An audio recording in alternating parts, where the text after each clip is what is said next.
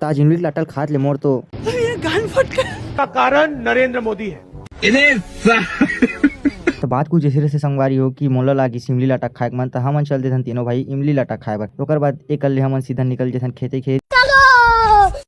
रोम रोम भाइयों, सिस्टम पार। फिर एक राग देखें तो एको ठा इमली नहीं फरे रही हिसाब है। क्या ये भी मेरी गलती है? नहीं भाई मेरी गलती है। नहीं मेरी गलती है। नहीं बाबा नहीं मेरी गलती है यार। फिर हम निकल जेथन दूसरा जगह इमली खाए बर और एकर रद्दल देखो कई जहर तगड़ा मजा आ गया है मोला रेंगे में ती। मोला अब तो डर लागत रे भाई।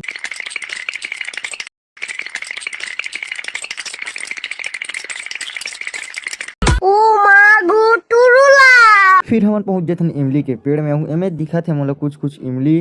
तब फिर मैं चीख जेथन इमली तोड़े में शक्तिमान के बाप देख स्पीड से चीखत ना।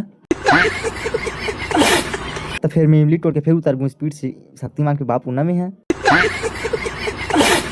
तो फिर इतना कन हमन इमली तोड़ ड्रेन तो संगवारी होकर बात का हुई सोला देखे बार पार्ट 2 जरूर देखें।